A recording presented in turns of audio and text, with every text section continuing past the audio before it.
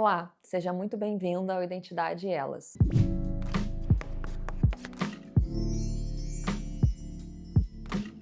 Um espaço criado para dar voz a histórias reais, histórias de mulheres que carregam força, fé e desafios. Aqui, a gente acredita que toda mulher tem uma identidade construída por vivências que merecem ser compartilhadas, não apenas para serem ouvidas, mas para inspirar outras vidas. O Identidade Elas só acontece porque existem marcas que acreditam nesse propósito. Meu muito obrigada a cada parceira por acreditar nesse projeto e caminhar junto comigo. Para conhecer melhor cada parceiro que está me ajudando a tornar esse projeto real, é só visitar o nosso perfil no Instagram.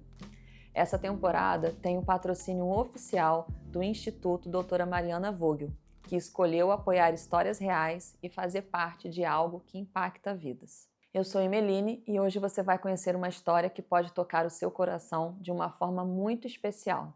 Vamos lá? Hoje nós vamos conhecer a história da Bárbara Rabelo e eu tenho certeza que essa história vai te emocionar e vai te tocar de alguma forma.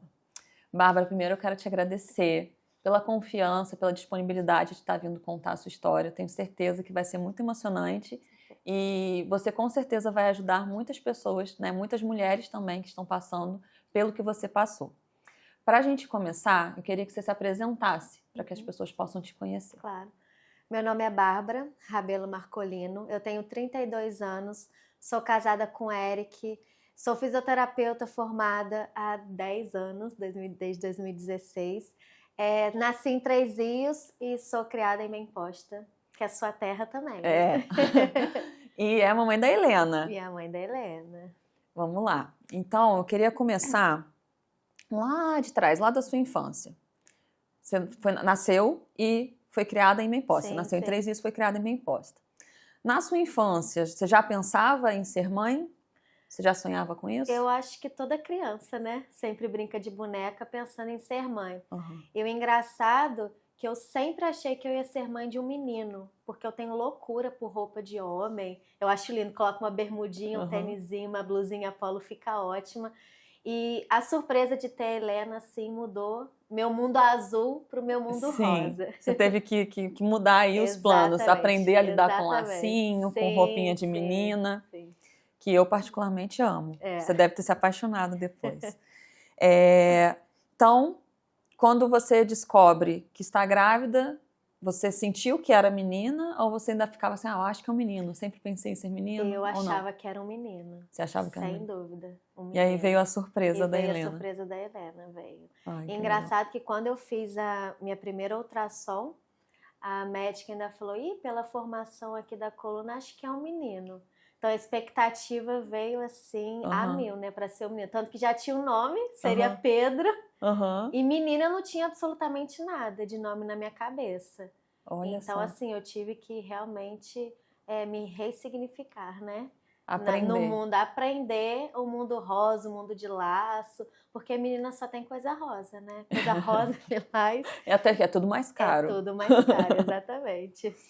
E isso você já imaginava, já sonhava. A sua profissão, você quando era mais nova já pensava nisso ou ao longo assim do tempo você foi mudando as ideias até chegar na faculdade de fisioterapia? Então, eu sempre gostei muito de cuidar, né, das pessoas. E eu acho que o ponto principal da fisioterapia, eu acho que qualquer área da saúde, em primeiro lugar, você tem que gostar de pessoas. Eu lembro que quando eu tomei a decisão, eu fiz 2 cursos, na verdade 2 vestibulares, para psicologia e para fisioterapia. E a psicologia também sempre me encantou. Mas eu falo que eu aprendi a amar a fisioterapia mesmo quando eu estava dentro do curso, né? Dentro da faculdade. Porque, assim, a gente lida com o ser humano, né? Lida com as dores dos seres humanos. E, assim, eu acho que eu não me vejo em outra profissão. E dentro dessa profissão você cria ferramentas, digamos assim, para Exatamente. melhorar a qualidade de vida das pessoas, né? Exatamente. Diminuir as dores, realmente. E eu sempre falo que todo mundo um dia vai precisar, né? De um fisioterapeuta. seja por vem, prevenção, seja por exatamente, necessidade mesmo, né? exatamente. E aí, em 2023, você casou com o Eric, né? Isso. E aí você descobre que tá grávida. Na verdade, eu descobri antes E foi 2022, e aí você casou em 2023. Sim. Quando você casou, a Helena já tinha nascido? Não. Já tinha nascido, já. Porque eu estava marcada para casar dia 27 de abril de 2023. Aí nisso eu descobri que eu estava grávida da Helena. Então, assim, tive que mudar totalmente meus planos, né? Porque eu não tinha casa, não tinha nada. Então, eu falei, opa, o que a gente vai fazer primeiro? Eu falei, então, meu foco agora vai ser a Helena. Aí eu tive a Helena, tive que mudar os planos e desmarquei, assim, o casamento. Aí eu sei que minha mãe ainda falou comigo, falou, Bárbara, vamos casar e batizar a Helena no mesmo dia. Então você fez tudo junto. Tanto que eu fiz assim, foi questão de 6 meses, 6, 7 meses para organizar o casamento, organizar o batizado, para casar, para batizar ela, tudo junto. Mas tive que mudar todos os meus planos. Entendi. Todos. Mas tenho certeza que foi um dia muito especial. Foi lindo, foi lindo. E agora vamos começar a contar, falar um pouco da sua batalha. Como que foi a descoberta? Né? A Bárbara, ela descobriu um câncer de mama muito jovem. Né? Isso é até um alerta, porque todo mundo acha que câncer de mama é para mulheres mais maduras, né? Com mais idade. Você descobriu, você estava com? 29 anos, muito jovem. 29. E como que foi? Sim, qual foi o primeiro alerta aqui? Então, eu falo que foi um período muito rápido, porque eu casei, tive Helena e descobri o câncer. Foi assim um ano muito rápido, né? Tanto que, né, não aproveitei muito a Helena. Eu descobri, foi durante a amamentação. Eu não tive tanto leite para poder amamentar a Helena. Então, durante 3 meses eu consegui, mas depois a gente precisou entrar com a fórmula. E nesse período de 3 meses, eu senti uns carocinhos, né, no meu seio. Engraçado que eu senti primeiro do lado esquerdo e o meu câncer foi do lado direito. Aí eu precisei ir no médico, né, no mastologista, pra gente investigar. E a princípio ele me deixou super tranquilo. Ele falou, não, Bárbara, isso é comum, né, porque você tá amamentando, é leite empedrado, mas você volta daqui 3 meses, 3 ou 4 meses. E assim eu fiz. Só que nesse período meu leite não estava sendo mais suficiente para ela, então a gente entrou logo na fórmula e o peito ela mamava bem menos, né, do que a fórmula. É isso que eu ia te perguntar, porque realmente quando a gente amamenta, dá uns nódulozinhos, né? É muito as glândulas ali produzindo leite. Então ele pediu, te tranquilizou, imaginando que fosse isso e que aguardasse um tempo que ela de repente mamasse mais para esvaziar. Mais, exatamente. Entendi. Mas aí depois de 3 meses eu lembro que eu voltei nele e como eu sou da área da saúde, né, a gente tem uma matéria que é de exames complementares. Então quando ele estava fazendo a ultrassom, eu já vendo aqueles nódulozinhos, porque o câncer, ele é um nódulo que ele não tem forma, né? Então assim, ele é desregular. Então quando ele falou, vamos pedir uma biópsia, eu já me alertei, sabia que poderia ter alguma coisa. Pelo que você também tinha visto na imagem. Exatamente. Tanto que ele poderia ser benigno quanto maligno, né? E assim, o diagnóstico preciso mesmo veio só dia 18, né, de abril de 2024. Então a gente está falando aí de alguns meses. Alguns meses depois. Tentando chegar a um diagnóstico. Exatamente. Não foi num primeiro médico. Queria que você contasse um pouquinho assim, como foi a sua caminhada em consultórios, digamos assim. Sim. O meu diagnóstico foi com o primeiro médico, que foi esse que viu que era o leite empedrado, né? Então, depois que a gente faz a biópsia, ainda demora 30 dias para ela ficar pronta. Então, por isso que esse período, desde fevereiro até abril, fiquei nessa expectativa, né? E dia 18 de abril foi me dado o diagnóstico com o médico iniciante que teria o câncer. E assim, foi uma consulta, assim, eu me lembro que eu saí do meu emprego para ir lá, fui com uma amiga, porque minha mãe também estava conturbada no trabalho, e eu lembro que eu sentei assim, ele falou assim, tem um câncerzinho aqui, mas não se preocupa, que a gente tira os teus seios, a gente bota um silicone, e a gente segue a vida. Aí nisso minha mãe chegou, eu lembro assim, que depois que eu escutei a palavra câncer, a minha amiga que ficou perguntando, mas e aí, o que ela precisa fazer? Porque a gente, acho que abre, né, um buraco, assim. Sim, acho que você fica meio em choque até você entender, né? A gente remete muito a palavra câncer à morte e não à vida, né? Sim. Como no meu caso, né, eu pude ter a cura. Mas eu sei que depois que ele falou, tem um câncer aí, Eu lembro que só vinha meu pai, minha mãe, minha filha, meu marido, porque igual eu te falei, foi tudo tão rápido. Engravidei, casei, Sim. tive Helena e tive o câncer. Foi assim, né, nessa ordem. E eu acho que o mundo acaba, né, para quem escuta assim essa palavra. Mas eu falo que eu sou muito tranquila, né? Uhum. Em qualquer momento da minha vida. Então eu me mantive firme e principalmente com fé, né, para poder passar por esse turbilhão de emoções quando a gente escuta o diagnóstico. E ali ele já te falou, tipo, passo a passo, que seria, se seria cirúrgico, se não seria, te deu as possibilidades? Não, em primeiro instante ele falou, não, vamos tirar o seio, não falou nada de quimioterapia, não falou como seria o processo, foi bem assim, curto e grosso. E depois que esse médico te deu essa notícia dessa forma, né, nem Sim. um pouco com cuidado e carinho, você procurou outras alternativas, outras opiniões médicas? Como que foi? Sim, a minha mãe é uma pessoa muito prática, né?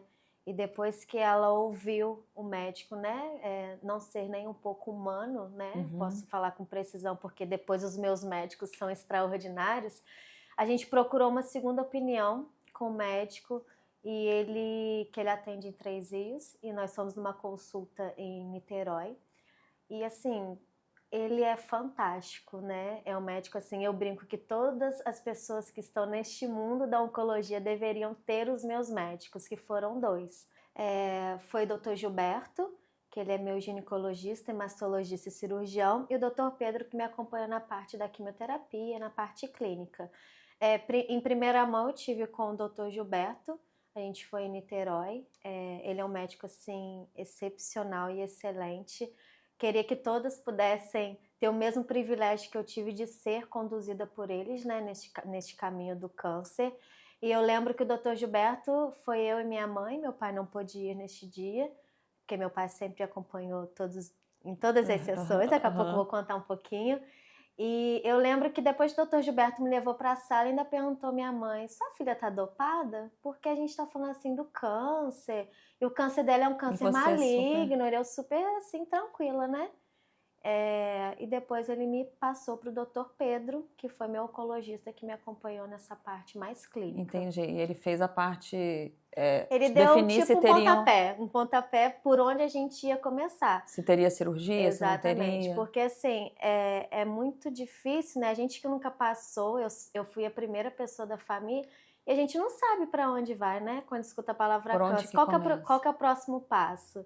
Né? Eu faço exame, faço isso, faço aquilo. Então, assim, ele foi o meu primeiro norte de onde eu começaria.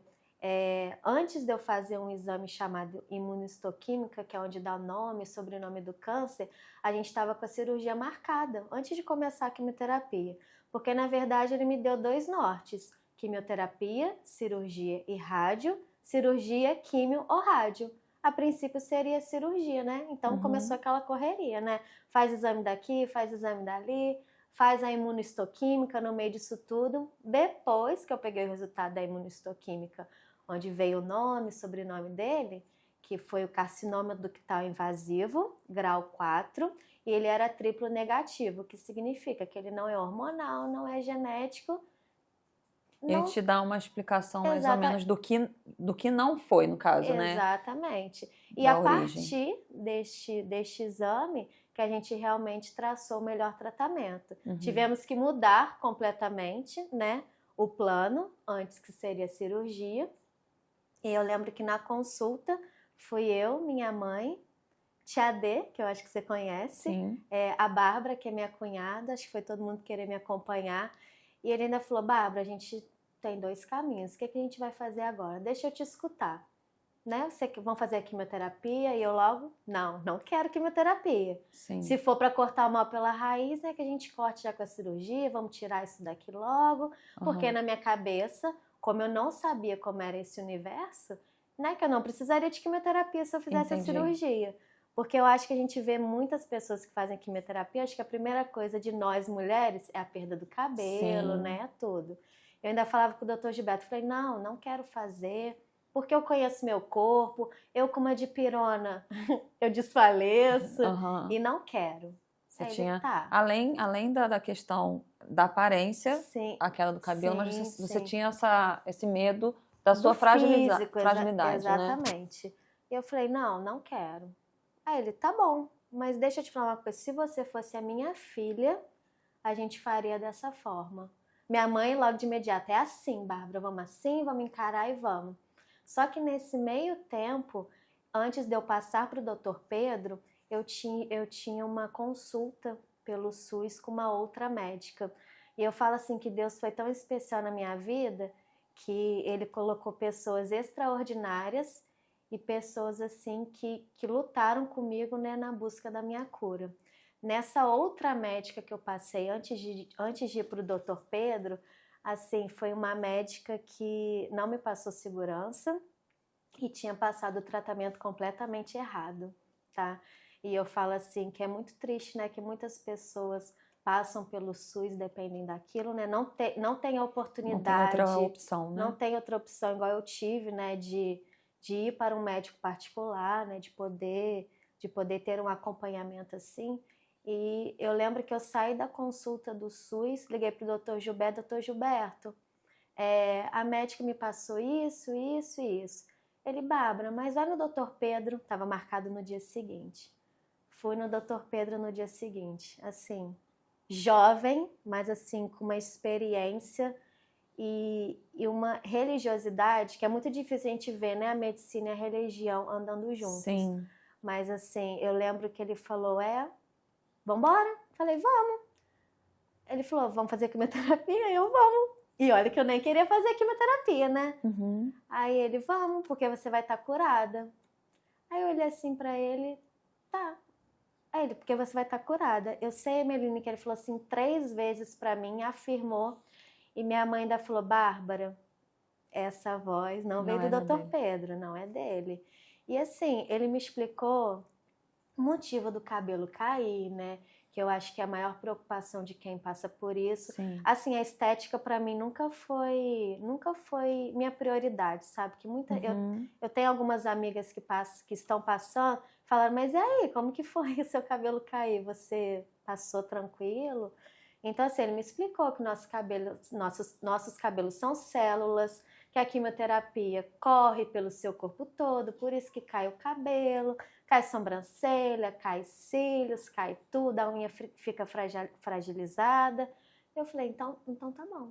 E ele assim, me acalmou, Emeline, de uma tal forma, eu falei, vambora. Acho que quando a gente entende, né, o caminho que a gente vai exatamente. fazer, a gente já fica automaticamente mais tranquila, né? Exatamente. Então ele te passou essa segurança, essa Exatamente. tranquilidade, porque ele te explicou o passo a passo do que você iria viver. Sim. Porque é o medo do inesperado, né? Porque a gente vê filmes, Sim. né? Daquele barulhinho pi, pi, daquela máquina que faz a quimioterapia, sem saber o que de fato é, né? Uhum. A quimioterapia. E foi a partir ali do Dr. Pedro que eu dei meu pontapé inicial contra a batalha do câncer. E aí eu queria trazer agora um pouquinho, você falou sobre como foi fundamental ter bons especialistas com você. Exatamente. Mas o tempo todo também você fala, minha mãe estava comigo, minha amiga estava comigo, meu pai todo momento comigo. Eu acredito que ter essa rede de apoio também te fortaleceu, né? Não somente a rede de apoio, mas tinha a Helena também, que eu acredito que era um combustível que você tinha para vencer essa luta. Sim. E aí eu queria que você contasse um pouquinho como que foi, como que ela reagiu, né, com toda a situação. Ela era muito bebê, ela tinha 1 aninho. Tinha 1 ano. Né, tipo, não entendendo muita coisa, mas como que foi passar por esse momento com uma bebê, né, pequena em casa? Sim. Eu fiz ao total 16 sessões de quimioterapia, né, 12 da branca e 4 da vermelha. A minha primeira sessão foi logo após o aniversário da Helena. E assim, uma coisa que me marcou muito foi quando eu decidi, né, raspar meu cabelo, porque era uma coisa inevitável. Então meu cabelo começou a cair, aí caía os tufinhos, ficava no chão. Eu sei que foi num domingo de manhã que eu tomei a decisão, porque eu ficava até com medo de lavar a cabeça, sabe? Aí eu sei que eu fui passar o pente assim, eu falei, opa, E aquele dia, por incrível que pareça, depois do diagnóstico, acho que foi a primeira vez que minha ficha caiu. Sim. Falei, caramba, eu acho que agora Porque até realmente, então você teve o diagnóstico. Tava tentando absorver, né? Fez uma sessão de químio. Uma sessão de químio. E aí já... E eu acho que naquele momento que eu falei, caramba, é agora. Realmente eu tô com câncer. E foi que eu também, assim, eu sou muito emoção, mas eu também, as coisas que eu tenho que ser prática, eu sou. Eu falei, vou raspar minha cabeça, vou raspar, acabar com esse sofrimento, já que vai cair, vambora. Eu sei que no dia que eu raspei, Helena tinha completado 1 aninho, assim que eu raspei, eu falei, vem cá com a mamãe, que a gente fica com medo, né? Dela não me conhecer, Sim. né? Porque o nosso cabelo, né, é a nossa porta de entrada, assim, também, né, do lado feminino. Eu lembro, a Meline, que ela passou assim a mão, ó, na minha carequinha, que tava espetando, foi e me deu um beijo. Então aquilo eu falei, tô no caminho certo, então eu tenho por quem lutar, além dela, né, tinha meu marido, tem meu pai, tem a minha irmã, tem a minha mãe. Eu falei, é por eles que eu vou lutar e vou enfrentar essa batalha. O quanto é importante, né? Ter pessoas ali do seu lado. Fico imaginando uma situação como a sua, sem uma rede de apoio para te deixar tranquila, porque você precisava estar totalmente entregue, digamos assim, para fazer um tratamento, né? Eu acredito que a cada sessão foi ficando mais frágil. Foi. E ter pessoas ali com quem você confia, tomando conta do seu bem mais precioso, que é a sua filha, te tranquilizava para você passar por aquele momento de forma menos sofrida, digamos assim. Como que foi a partir de cada químio? Você tem pessoas que lidam, né? Acho que pode ser que eu esteja falando alguma besteira, mas é de organismo para organismo a resposta da químio. Como que foi essa resposta da químio para você? E só complementando o que a gente falou, é muito comum na área, né, da oncologia, a gente vê pessoas indo sozinha, tá? Eu sempre acompanhada do meu pai, eu falava, caraca, que privilégio. Eu lembro que tinha uma senhora de 87 anos, aquela senhora Emeline, assim, me fez entender o real motivo, sabe? Toda vez que a quimioterapia caía sobre o corpo dela, ela agradecia a Deus pela oportunidade de estar ali. Então, assim, e eu ter o meu pai ali comigo, né? Minha mãe me esperando em casa, meu marido, minha filha, foi, assim, essencial para que eu pudesse continuar. Porque ver aquelas pessoas indo sozinha, não realmente, assim, é uma batalha dolorosa, sabe? Passar por isso sozinha, sabe? Eu acredito que quando se passa por situações assim, acho que já deve ser natural da pessoa começar a ver as coisas com mais sensibilidade. E eu acho que isso já foi acontecendo com você desde das químios, né? Você, tipo, uma coisa simples, que era ter uma pessoa do seu lado ali, como que fazia a diferença, né? Sim. E você vê que tinham pessoas ali que não tinham o mesmo privilégio que o seu. Não tinha. E a químio, ela te debilitou muito? Como que foi? Muito. Apesar de depois ter passado por isso, as pessoas me perguntaram, você sofreu? Porque eu nunca te vi cabisbaixa, sempre te via com sorriso, mas olha, foi uma luta dolorosa. Eu falo que a quimioterapia em si, né, a aplicação, porque a gente fica lá durante 5 horas recebendo uma droga, né? Eu lembro que os enfermeiros do CTO, assim, fantásticos, né? Falavam, é rapidinho, e daqui 5 horas eu volto. Mas assim, com cuidado com a gente e os efeitos colaterais. Mas os efeitos colaterais, assim, são devastadores. A fisioterapia branca, a quimioterapia branca não é tão agressiva quanto a vermelha, né? A vermelha realmente é um líquido vermelho. Eu até queria que você explicasse justamente essa diferença e o porquê que geralmente o seu, no caso, começou com uma e depois foi a outra, se existe casos que é ao contrário, como existe. Na verdade, a quimioterapia só é definida de acordo com o tipo de câncer que você tem, né? O meu, como era o triplo negativo, o mais agressivo, que ele poderia ter dado metástase em outras partes do meu corpo, mas ele ficou só no meu seio direito. Então, a partir daí que o Dr. Pedro, né, estipulou, você vai fazer 12 sessões da branca. Não me recordo, assim, o nome, né,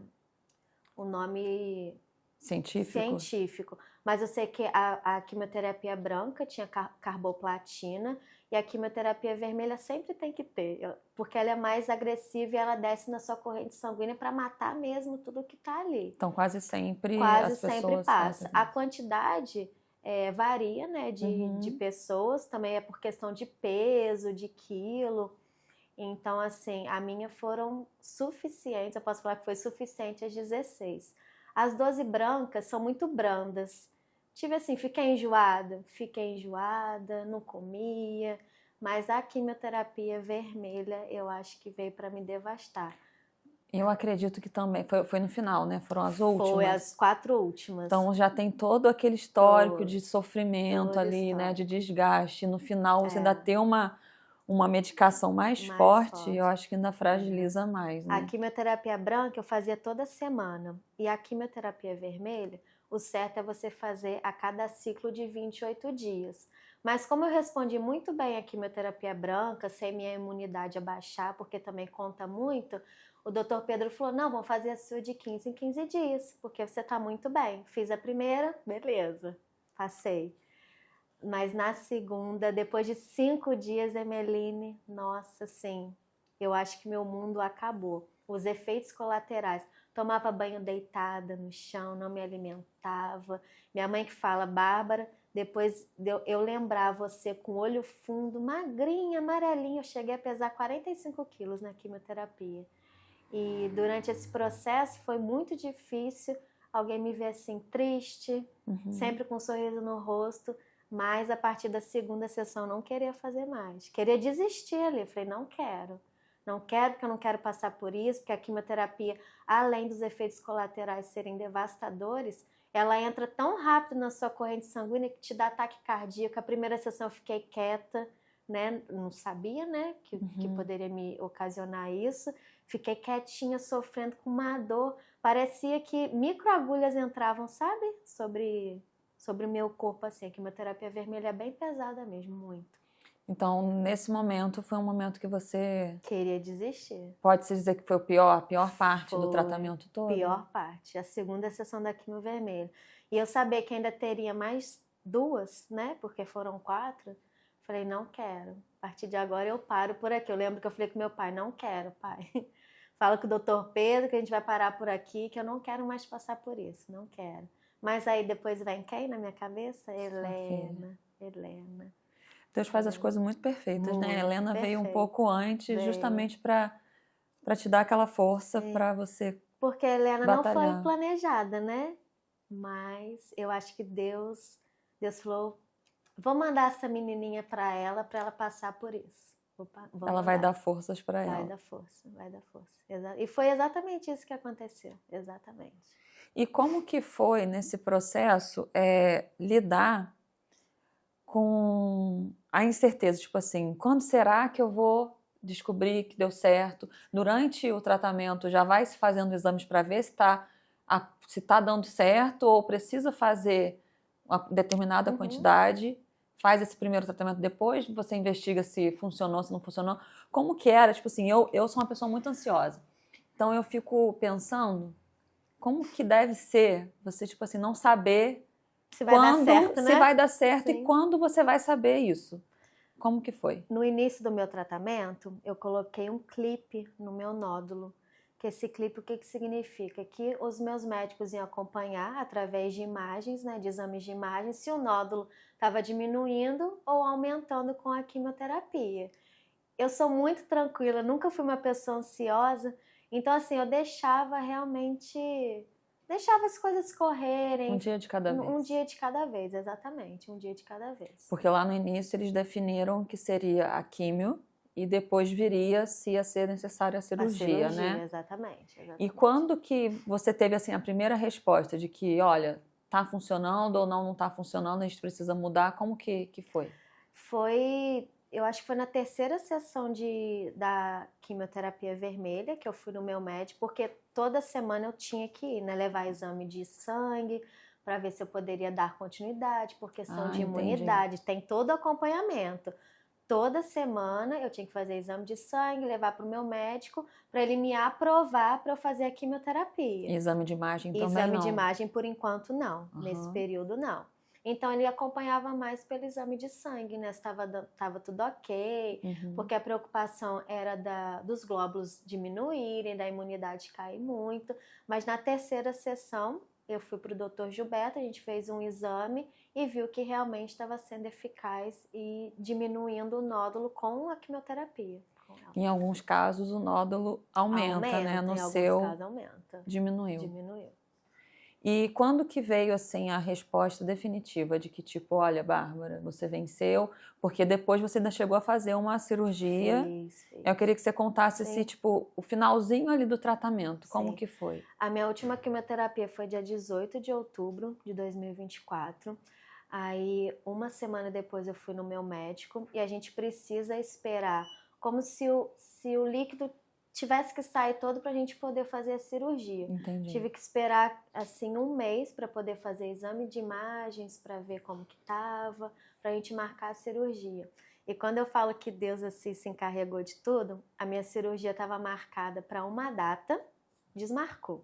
Depois foi para outra data, desmarcou. Eu operei dia 23 de novembro, que é dia de Nossa Senhora das Graças. Então, assim, eu falo que Deus encaminhou tudo certinho, né? Você sentiu Deus ali o tempo todo com você? Senti Deus. E assim, a cirurgia foi, apesar de eu falar que foi muito tranquila, que a gente só fez retirada do tecido em volta do meu nódulo. Como a quimioterapia foi super eficaz, então a gente só retirou o clipe e retirou o tecido em volta da minha mama e esvaziou a axila, que é normal quem passa por quimioterapia, né? Que é normal dar linfonodo na axila.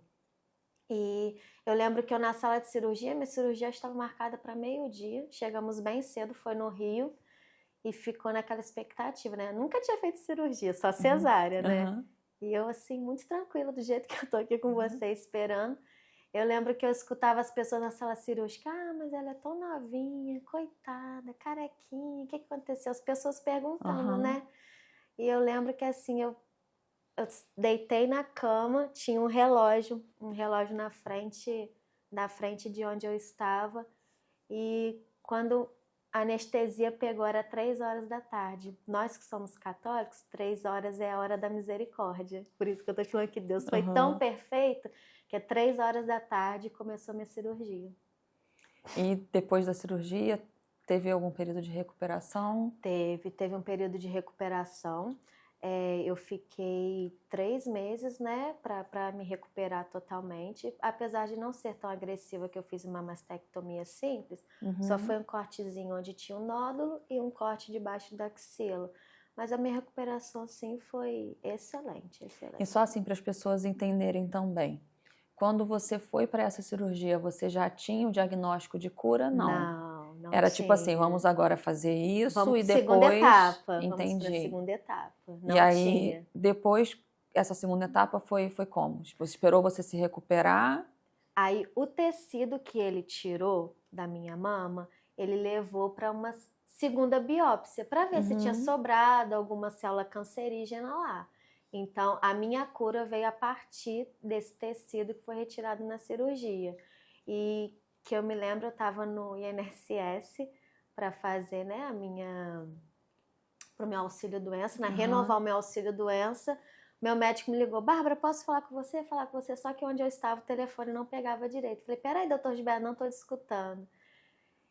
Aí ele me mandou um áudio, Bárbara, eu estou tão ansiosa para falar com você, me liga. Falei, vou ligar, né? Não sabia se era notícia ruim, se era notícia boa. Falei, vou ligar.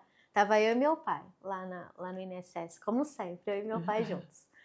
Aí ele falou, Bárbara, você tá curada, remissão completa. E é difícil a gente no câncer escutar que a remissão, cientificamente, é depois de 5 anos, né? Geralmente falam que a pessoa está em remissão. Né? Ele falou assim, Bárbara, remissão completa, você foi curada. E assim, foi uma alegria. Acho que aquele dia a gente nem queria mais fazer, passar por perícia, queria vir embora para comemorar. E assim, foi uma emoção, Emeline, que eu lembro que meu pai falou, ajoelhou no banheiro lá do INSS para agradecer a Deus pela minha cura. E eu sou muito grata a Deus mesmo, por ter me dado essa oportunidade de viver novamente. E eu acredito que depois de você ter vivido isso tudo, você passou a ver a vida de uma outra forma, né? Exatamente. Sua família, quem estava próximo, começou a valorizar. Sim. Acredito que detalhes pequenos, né? Eu acho que não tem como passar por uma batalha tão grande, sendo tão nova, com uma filha tão pequena, sem ver as coisas de forma diferente. E quando a gente recebe o diagnóstico, a gente não sabe o propósito daquilo, né? Por quê? Porque eu, né? Por que que eu vou ter que passar com 29 anos, recém-casada, com uma filha, muito nova, com a vida inteira pela frente? Mas depois que eu passei por isso tudo, eu entendi assim, realmente o propósito que Deus tinha na minha vida, de testemunho, milagre dado é testemunhado, como eu estou aqui hoje, já tive a oportunidade, né, de testemunhar para outras mulheres, para crianças, para jovens, e eu lembro que no meu período do câncer eu vi um vídeo, não sei se você já viu esse vídeo, de um pai perguntando para um filho de 5 anos por que Deus tinha dado câncer para ele. Ele responde, porque eu sou privilegiado. Aí ele, mas por quê?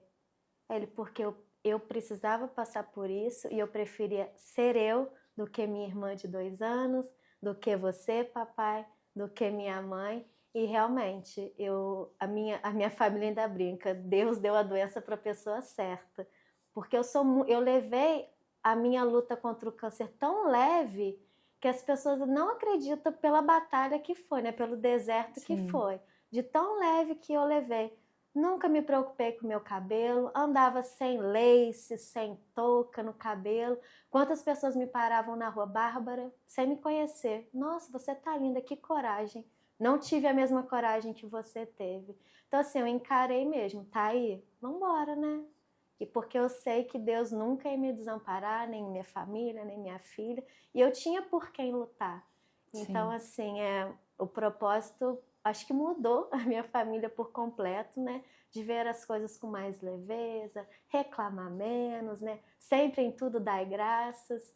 E Deus foi maravilhoso na minha trajetória, sem dúvida. Nossa, que lindo. Eu queria que você deixasse uma mensagem, se você pudesse falar. Acho que é basicamente o que você falou, mas de repente você queira falar algo pontual para mulheres que, né, estejam passando pelo que você passou. De repente outras pessoas também com câncer, mas em especial as mulheres que estão com câncer de mama, de repente mulheres jovens também como você, na mesma situação, recém-casadas com filho pequeno. Se você pudesse deixar uma mensagem para essas mulheres, o que você falaria? Coragem, seja forte e corajosa, sem dúvida. Seja forte e corajosa, que deserto é só período de passagem. Porque a vitória não é lugar de permanência. Exatamente, não é lugar de permanência. Que lindo. Eu queria, para a gente poder encerrar, eu tenho certeza que você, é o que você falou, seu propósito, e eu fico muito feliz pelo programa Identidade Elas está fazendo parte de alguma forma de tentar entregar para pessoas, né, mostrar o que você viveu e que você superou, mostrar a sua força, que eu acho que vai inspirar mulheres, né, que talvez estejam num dia como aquele que você teve, querendo desistir, talvez vão estar assistindo o episódio e vão falar assim, não, eu não vou desistir também. Ela quase desistiu, mas eu não vou, porque ela venceu e eu também posso. Eu queria que você deixasse uma mensagem, eu não vou nem falar para você deixar uma mensagem só para sua filha, mas para sua família, que eu vi que você tem uma conexão muito linda com seu pai, que foi seu parceiro, sua mãe também, toda a sua rede de apoio, você olhasse para a câmera e deixasse uma mensagem para eles, para a Helena também, que quando ela crescer ela vai conseguir entender melhor isso tudo. Aí você olha para a câmera e pode ficar à vontade. Eu acho que primeiramente agradecer a Deus por ter me dado meu pai. Todo mundo conhece ele por Cacá, o nome dele é Antônio Carlos. Pela minha mãe, o Zinete, mas todo mundo conhece como Nete. Agradecer a Deus por ter me dado pais excepcionais, essenciais. Não só no meu período de câncer, mas são pessoas que me acompanham desde a infância, na escola. Meu pai tem uma pastinha guardada com todos os meus desenhos de escola. E agradecer a Deus, né, por ter me dado eles, porque eu acho que sem eles nada teria sido possível. Agradecer pela minha filha, muito obrigada, Helena, você é uma criança extraordinária, excepcional. Agradecer ao Eric, meu marido, que apesar de todas as dificuldades que a gente passa, se manteve forte e firme do jeitinho dele, né? Mas se manteve firme. E muito obrigada, pai, mãe, irmã, minha irmã também, né? Minha irmã, assim, eu falo que ela tem uma sabedoria que eu às vezes acho que ela que é a irmã mais velha e não sou eu. Eu lembro que quando eu liguei para ela contando o diagnóstico, a gente silenciou assim no telefone e ela ficou uma semana sem falar comigo. Eu falei, Natália, cadê você? Cadê você? E ela falou, irmã, precisava respirar, né, para absorver o que você tinha falado comigo. E agradecer a você, Natália, por ser essa irmã extraordinária, excepcional na minha vida. Muito obrigada. Ai, que lindo. Muito linda a sua história. Muito linda o jeito que vocês passaram por isso juntos. Sim. E eu queria muito te agradecer mais uma vez. Queria te presentear com uma orquídea. Que ela é única, assim como a sua história. Fiquei muito feliz que você veio. Muito obrigada. E também com um presente do nosso parceiro, Ateliê Encanto. Muito obrigada, minha linda. E obrigada, tá? Mais uma vez, que sua história aí repercuta muito e toque muitas pessoas, tá bom? Eu que agradeço pela oportunidade. Quando eu vi, né, a sua iniciativa, que Deus continue te abençoando a cada dia, a cada história, que te dê força, sabedoria, pra você seguir em frente, porque seu projeto é lindo. É para alcançar o céu mesmo. Tá? Sim, vai alcançar. Está alcançando muitas mulheres e você faz parte disso agora. Muito obrigada. Obrigada, tá? Viu? Obrigada. Você que assistiu até aqui e conhece uma história emocionante e inspiradora como a que acabamos de contar, escreve aqui pra gente. Vai ser um prazer dar voz a tantas outras mulheres que ainda têm suas histórias desconhecidas. E se você gostou, já curte esse vídeo, compartilha com alguém, segue a gente no Instagram e se inscreva aqui no canal. É importante cada uma dessas ações para esse movimento crescer e alcançar muitas outras pessoas. E se você que está assistindo quer apoiar e patrocinar o Identidade Elas e vincular a sua empresa ou negócio a algo tão transformador e especial, é só mandar uma mensagem para a gente. Nos vemos no próximo episódio do Identidade Elas. Até lá!